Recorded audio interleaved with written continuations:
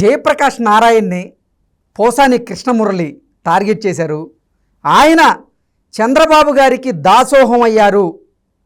Same ఇద్దరు ఒకటే సామాజిక వర్గానికి చెందినవారు కాబట్టే ఈరోజు ఆయన చంద్రబాబు గారికి సపోర్ట్ చేస్తున్నారు అంటూ కూడా జయప్రకాష్ నారాయణ్ని టార్గెట్ చేస్తూ మాట్లాడారు పోసాని కృష్ణమురళి. ఈ నేపథ్యంలో అసలు పోసాని కృష్ణమురళి గారి కామెంట్స్ వెనక ఆయన ఉద్దేశం ఏంటి అనే అంశానికి సంబంధించి మనతో మాట్లాడేందుకు ప్రముఖ రాజకీయ విశ్లేషకులు, ప్రముఖ సీనియర్ జర్నలిస్ట్ సిఎస్ రావు గారు మనతో ఉన్నారు. సార్తో మాట్లాడదు. సార్ నమస్తే. సార్ నమస్తే. సార్, జయప్రకాష్ నారాయణ గారిని టార్గెట్ చేశారు పోసాని కృష్ణమురళి. జయప్రకాష్ నారాయణ గారిని టార్గెట్ చేస్తూ జయప్రకాష్ నారాయణ గారు చంద్రబాబు గారికి దాసోహం అయ్యారు. ఇద్దరూ ఒకటే సామాజిక వర్గానికి చెందినవారు కాబట్టే జయప్రకాష్ నారాయణ గారు చంద్రబాబు గారికి దాసోహమై చంద్రబాబు గారికి మద్దతు తెలుపుతున్నారు అంటూ కూడా పోసాని కృష్ణమురళి గారు కొన్ని సంచలనమైనటువంటి కమెంట్స్ అయితే చేయడం జరిగింది. ఏంటి సార్ ఆయన కమెంట్స్ వెనక ఆయన ఉద్దేశం ఏంటి అంటే ఏం చెప్తారు? సో ఒకటేంటంటే పోసాని మురళీకృష్ణ ఒక కామెంట్ చేశారని అంటే ఇంతకుముందు ఎవరైనా సరే ఆలోచించేవాళ్ళు, ఇతను ఒక రచయిత, ఒక మేధావి, ఒక డైరెక్టరు, ఒక నటుడు, తర్వాత సమాజం మీద ఒక అవగాహన ఉన్నటువంటి ఒక రచయిత. ఇతను సామాజిక అంశాలను బాగా స్పృశించగలరు, ప్లస్ వాటిని అర్థమయ్యేలాగా ప్రజలకు చెప్పగలరు.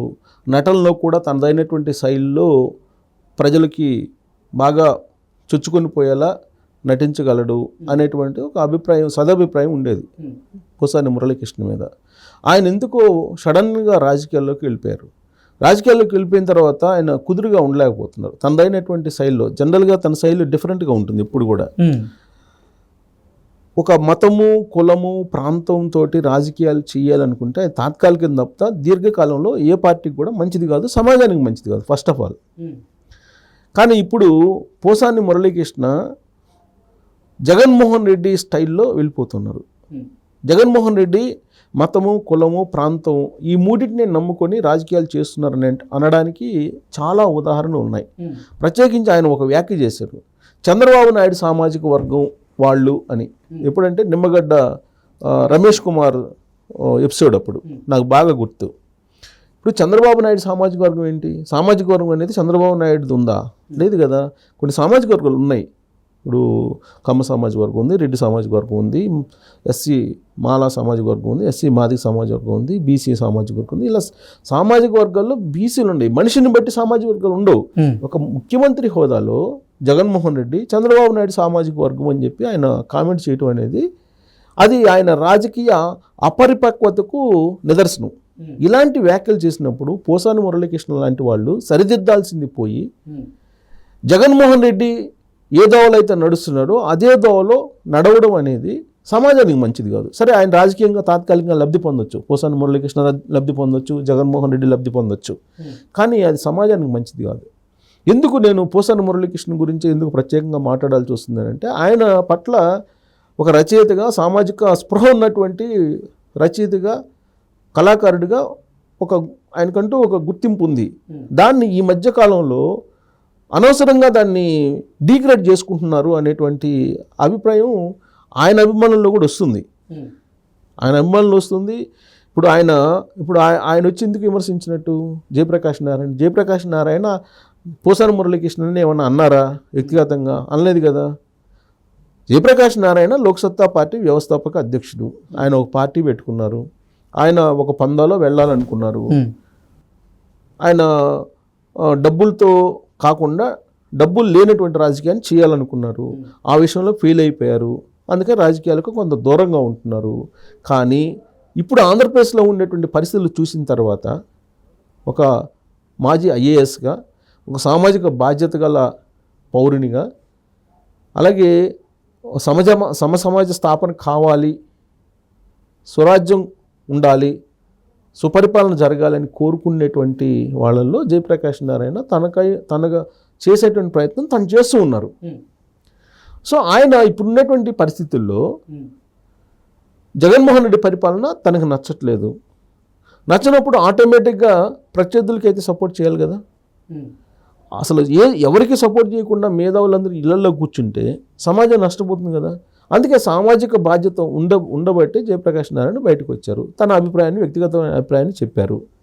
తన వ్యక్తిగతమైన అభిప్రాయాన్ని చెప్పినప్పుడు నేను ఇప్పుడు ఉండేటువంటి పరిపాలనా విధానాలు బాగలేవు, ఈ విధానాల వల్ల రాష్ట్రం ధ్వంసం అయిపోయింది, అభివృద్ధి లేదు, ఇండస్ట్రీలు లేరు, పరిశ్రమలు లేవు, పారిశ్రామికవేత్తలు లేరు, ఉద్యోగాలు లేవు, యువత వలస వెళ్ళిపోతుంది, ఫ్రీ బైస్ అనేవి ఇచ్చినందువల్ల రాష్ట్రం అప్పుల్లో కూరుకుపోతుంది అనేది ఆయనకున్నటువంటి అవగాహనతో ఆయన చెప్పారు.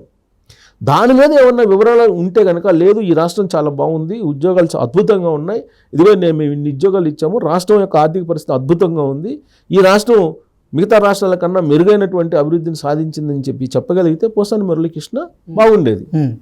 ఆయన వచ్చి చేసినటువంటి కామెంట్ ఏంటి, చంద్రబాబు నాయుడు అలాగే జయప్రకాష్ నారాయణ ఇద్దరు ఒకే సామాజిక వర్గం కాబట్టి ఆయనకు మద్దతు ఇవ్వడానికి వచ్చారు, ఈయన మేధావి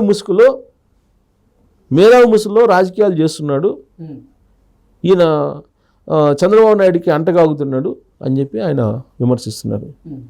సో ఇప్పుడు నువ్వు అపర మేధావి కదా, సినిమా ఇండస్ట్రీ కూడా నిన్ను అపర మేధావి అనుకుంటుంది కదా.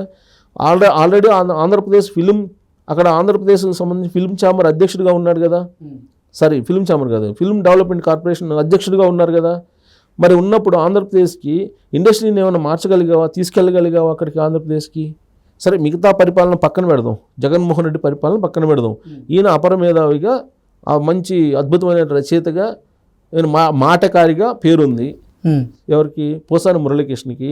ఆయనకి ఇచ్చినటువంటి పోస్ట్ ఏంటి, ఆంధ్రప్రదేశ్ ఫిల్మ్ డెవలప్మెంట్ కార్పొరేషన్ ఇచ్చారు.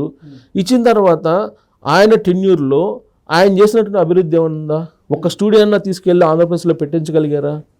సినిమాలను అక్కడ నిర్మించేలాగా చేయగలిగారా?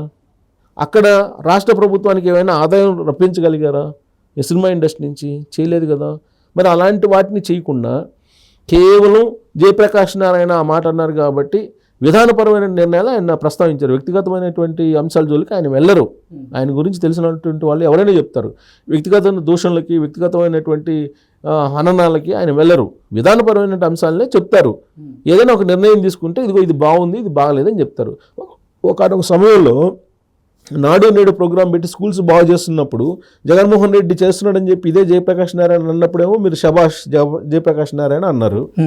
ఇప్పుడు విధ్వంస పాలన కొనసాగుతుంది అక్కడ అని చెప్పి చెప్తున్నప్పుడు అప్పుడేమో చంద్రబాబు నాయుడు సామాజిక వర్గం జయప్రకాష్ నారాయణ అంటారా?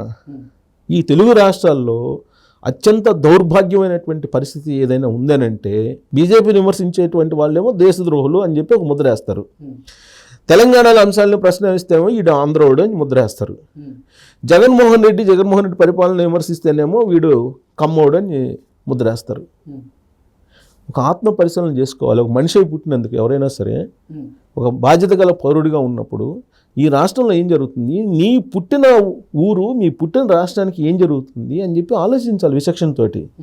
అంతేగాని ఎవరైనా ప్రశ్నిస్తే వాళ్ళకి కులాన్ని అంటగట్టడం, లేదంటే ప్రాంతాన్ని అంటగట్టడం, లేదంటే రాజద్రోహం అని చెప్పి చెప్పడము, ఇది దౌర్భాగ్యం, దురదృష్టకరం. ఇలాంటి పరిస్థితి తెలుగు రాష్ట్రాల్లో రావడం అనేది. చైతన్యవంతమైనటువంటి రాష్ట్రంగా తెలుగు రాష్ట్రం ఉండేది, ఆత్మాభిమానంతో కూడినటువంటి రాష్ట్రంగా ఉండేది. ఎన్టీ రామారావు తెలుగువాడి ఆత్మగౌరవం ఏందో చాటి చెప్పారు. అలాంటి రాష్ట్రంలో పుట్టినందుకు గర్వపడుతూ విధానపరమైన అంశాల గురించి మాట్లాడకుండా ఈ మేధావి అని చెప్పి ఆయన అంటూ, ఈ అపర మేధావి ముసుగులో రాజకీయాలు చేస్తారని చెప్పి ఆయన విమర్శిస్తూ, ఈ అపర మేధావి ఏం చేస్తున్నారు? ఈ అపర మేధావి పోసాని మురళీకృష్ణ ఏం చెప్పదలుచుకున్నారు సమాజానికి? సమాజం పట్ల బాధ్యత ఉండాలి కదా. సమాజం నీకేమి ఇచ్చింది అనేది కాదు, నువ్వు సమాజానికి ఏమి ఇచ్చావు అని చెప్పి ఆలోచించాలి చదువుకున్నాడు ఎవరైనా సరే. కానీ పోసాని మురళీకృష్ణ ఆయన ఏదో వచ్చి ఆయన అభిప్రాయాలు చెప్పారు, విధానపరమైన అంశాలు మాట్లాడారు, దానికి ఏదైనా ఉంటే చెప్పాలి. అంతే తప్ప కులాలను తీసుకొచ్చి, ప్రాంతాలను తీసుకొచ్చి, మతాలను తీసుకొచ్చి ఎన్ని రోజుల పాటు రాజకీయాలు చేస్తారు? రాధాకృష్ణ గారు చెప్పినట్టు ప్రకృతే దీనికి సమాధానం చెప్పాలి. ఇప్పుడున్నట్టు పరిస్థితులు చేదాటిపోయినాయి. ఇప్పుడు అదే చెప్తుంది నేను. తెలంగాణని విమర్శిస్తే ఇటు ఆంధ్రావాడు, తెలంగాణలో ఉండేటువంటి పరిస్థితుల్ని. లేదు, జగన్మోహన్ రెడ్డి వైఎస్ఆర్ కాంగ్రెస్ పార్టీని విమర్శిస్తే వీడు కమ్మోడు, బీజేపీని నరేంద్ర మోడీని విమర్శిస్తే వీడు పాకిస్తానోడు. ఇదే ముద్ర.